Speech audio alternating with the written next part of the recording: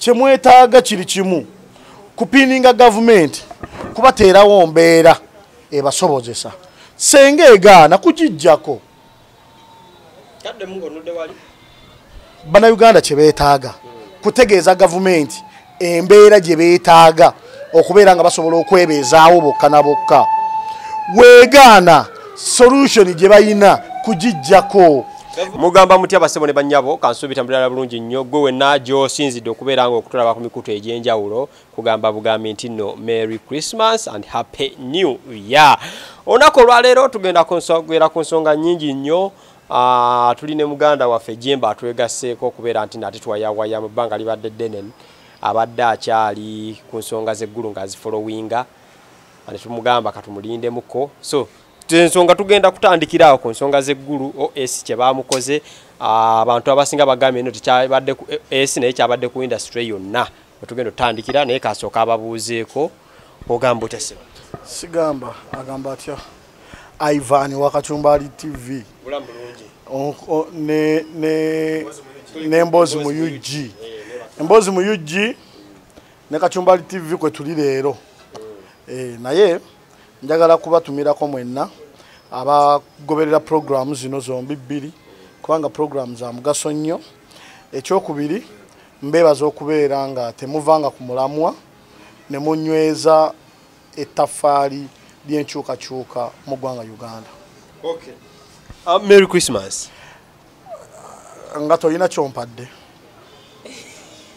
Odayagala nkwekise. Bantu bagamba Merry Christmas afunayo kyayo munne. Naye kuze nawe ani ayina okuwa. Ani ayina okuwa gwe nzolabe nkigambye. Nze mbadde nkimanyi sina kyengenda kuwa sikigambye. Wamma abali eyo abawadde kubagalwa waabwe obulawo bwa Christmas yemmwe mumanye mugaso gwa Christmas. Thank you so much. Mpozi nze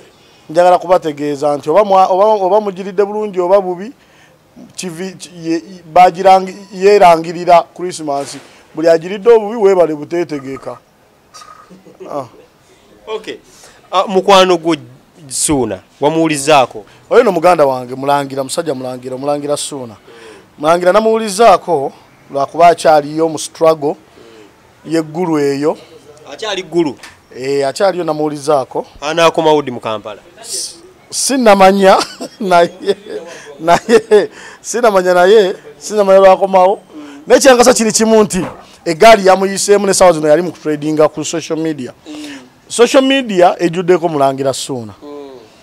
Finally yagaddewo omwaka. Omuntu omu amuli obubi amuvuganya ye Abba mutabani wa Kamiliyoni. Nange Abba.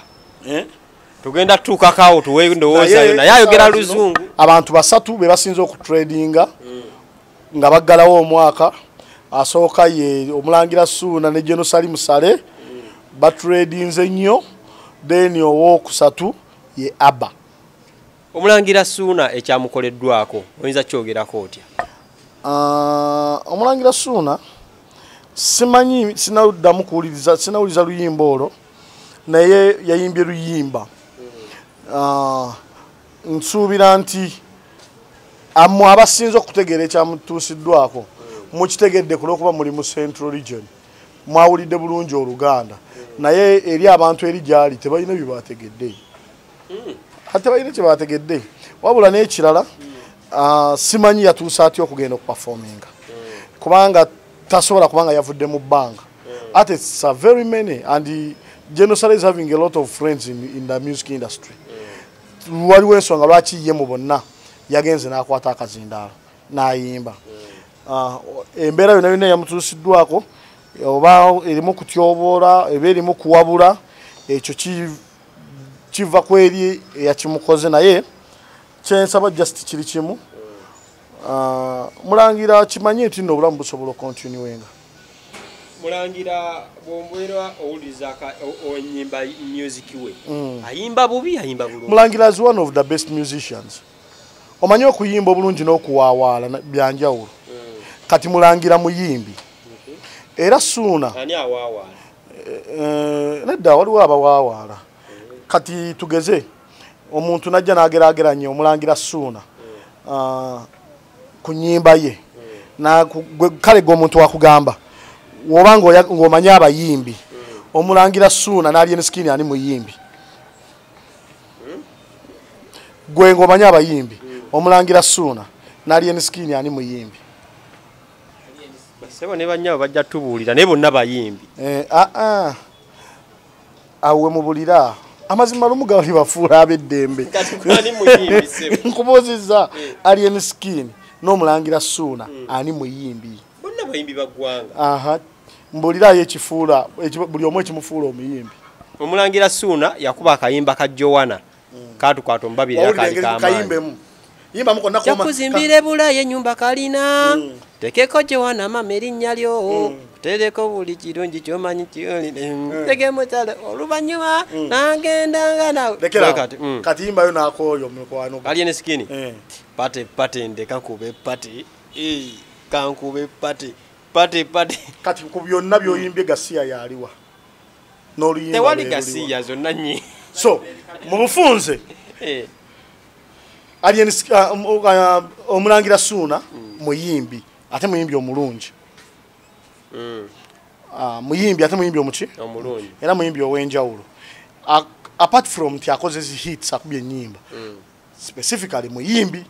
nga wona agamba nti Kabuye Ssembogga muki muyimbi oba alina hiti ntono oba kikira naye muki naye muyimbi so nze ndowooza nti ate ekyokubira omulangira Ssuuna composer ate asobola composing ennyimba endala naye kino kituzeeyo ku ttafaali ly'eggwanga lyaffe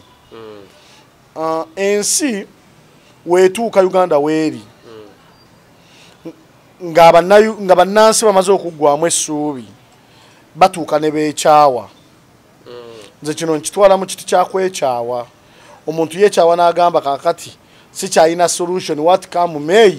nyina kubeera wano nfuneyo ekyokulya oba nfunye ebizibu nyina kuddukira wano kakati mu Uganda solution y'ebizibu eryemu y'abantu bali mu gavumenti ompuliriza bulungi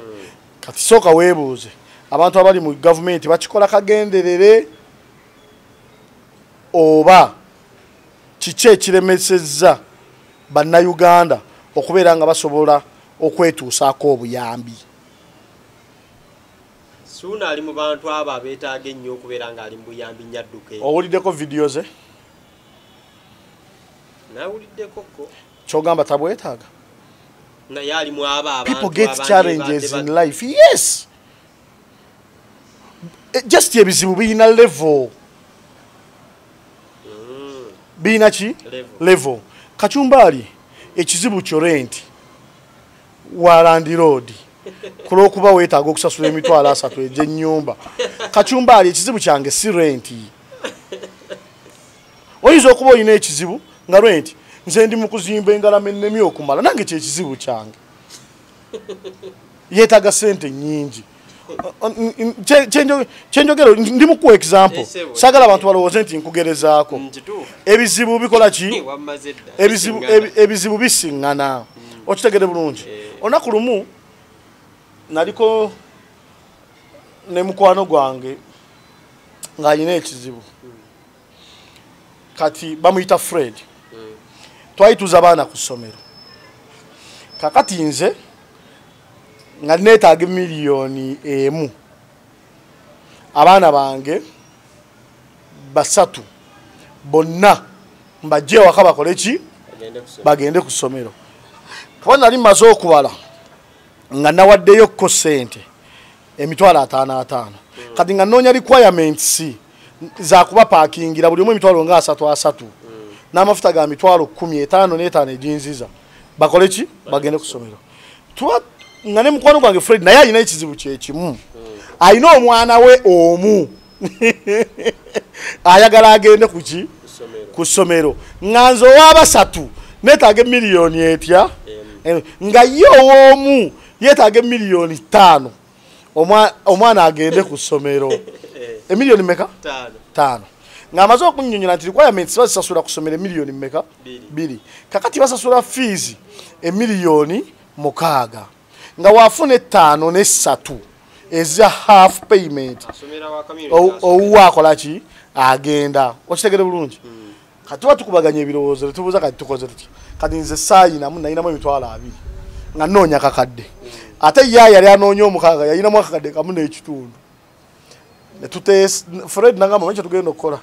kakati gwe toyina gwe onoonya kakadde nze kati nze noonya mukaaga kitegeeza nze noonya nnyingi ntiye kati sooka okwate ne miliyoni bano ababo bagende gwe ekizibu kyo kinafu kigwe kakati wetunaafuna ssente okoosa enkya nange naawe osookoze esonyiwe nsooka enzizeeyo mutabani waffe oweri nti kale nakwate miliyoni nze namala ekizibu kyange kyabana bameka twamala kufuna sente in fact just mukatonda yatuyamba enkeera lwenyini tuba tuva okuzaayo bali ku ssomero gye twali tulina okujja sente ne batuyita ne tunona sente nowe n'alyoka akola ki nawe n'alyoka agenda so abantu balina ebizibu naye ebizibu birina level ompuliriza bulungi bw'onoonya transport wa 200 akutwala ewaka omulala anoonya amafuta ga 200 asobola otuuka ewaka naye ffenna tuli bannayuganda but ekisinga okweraliikiriza kwe kubeera nga bannayuganda abali mu level zonna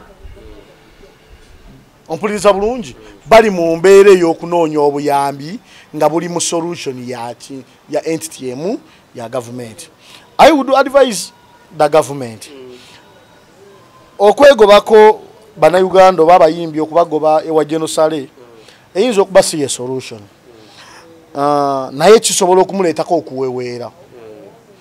Bannayuganda kye beetaaga bateerawo structures zisobola kubabeerera comfortable mu kunoonya ssente. Nammwe bannayuganda ba artists n'abalala kuba ewa Genosale tewabeerayo bayimbi bokka yadde nti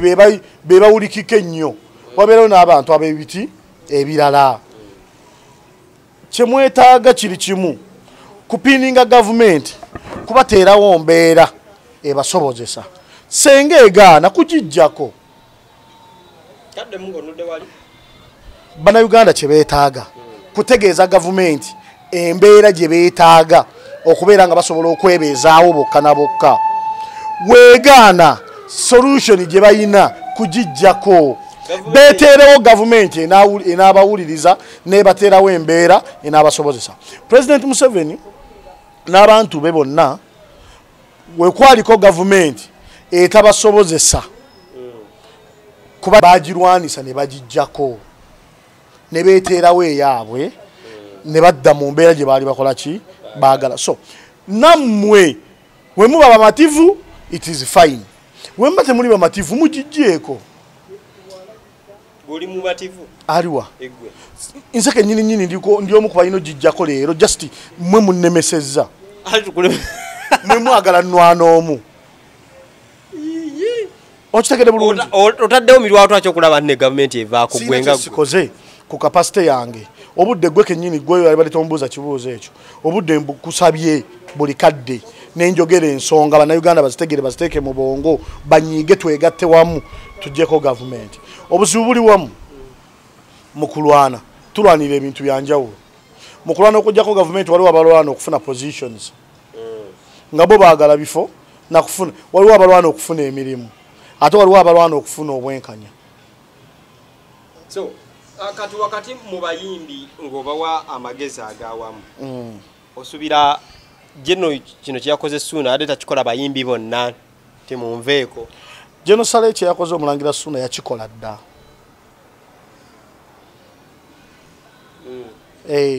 Ennamba eri ebaddeyo eggulu si ye yaliyo yakikola dda. Ekyokubiri naye tomunenya naye bayinza okuba bamususseeko. Si ye abayimbi batandika bate kugenda eggulu era okulemerayo. Entities ebintu by'abayimbi mbibaddemu from the beginning. Abayimbi baali banoonya kufuna structures ne bapromota kyekimu mwe bagwa ekyo bakikoze ne bafuna gye bakola ki gye bagwa just obutali bumativu obwetaaga okutereeza mu associations ne federation gye bali bwe balina okwetereereza bo nga bo okitegere bulungi kubanga luli baali mu ki baali mu bbanga ate munekamba buli ekintu kimu abayimbi gye n'abawadde ssente ne abantu abali mu music industry almost 90% bafunye sente za Genosale abantu abali mu music industry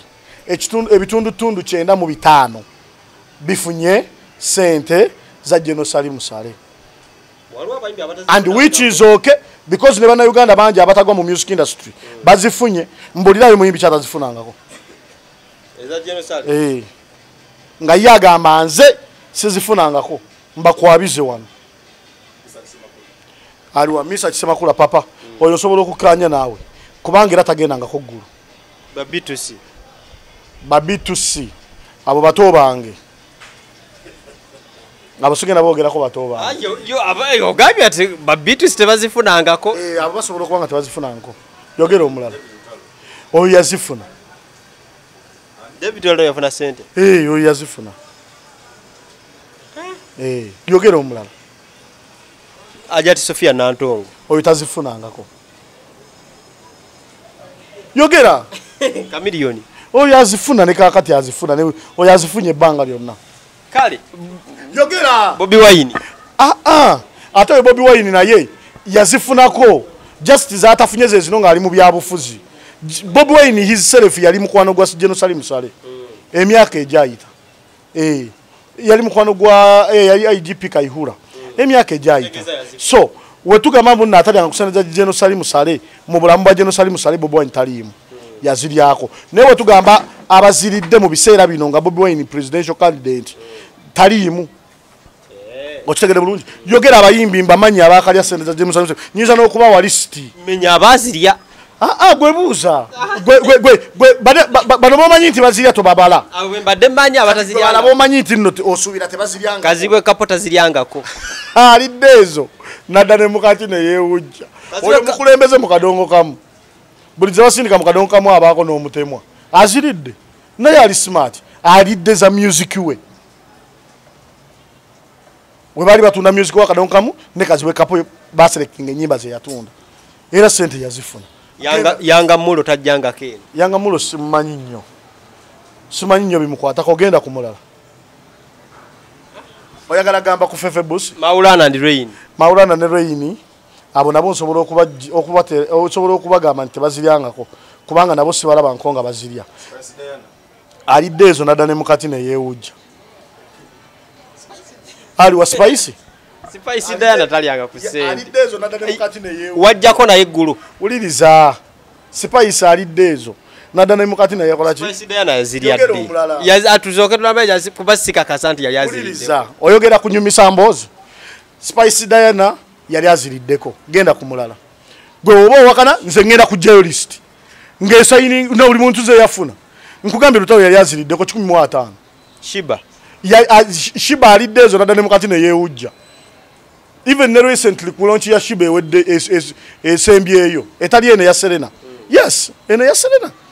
oba eri yabaddeko mu launch zino 2 ayinemu ze yanona sente bamuwa 8 milioni 8 yazino na pulongo jemba jemba kiweewa si oyo yali ezo jemba yazirya batuwa obuwumbi 6 ne milioni 8 mu bapromota nenfunako emiliyoni 10 asaana gokka kati gwe yazifuna gowulidde nze yazifuna nega saana ani saha kati saha yazirya dda sente tuve mbayimbi tuve kaso kati kino kye yakoze abayimbi tebaddeyo kugendayo tebasobola kuvaayo kubanga naye yennyini teyabagobya alimba just abadde ayagala kufunamu space abeeka ebirala byakolamu abayimbi mikwano gya jeno abayimbi mikwano gya jeno yagatandika kubenyaleko kimu either yabadde akwata abayimbi kubasindika wakenzo okufuna ku sente ze yakawaayo mu federation gye baba bafuna obuyambi oba si kyekyo yabadde abawummulamu ajja bazza kale ensonga zeezo basewo ne bannyabo naye Suuna ye ekyamutuusiddwako tekigenda kutta music career ye Suuna babage tamanyi kuyimba Suuna nsaba jje namuweeyo ku sente kubanga baturedinze nnyo babiri bonna beekuumidde mu mawulire baba Suuna jje n'okusaba omwoyo ku sente wakiri bimooche nga abimize naye bimochera bule kale owaaye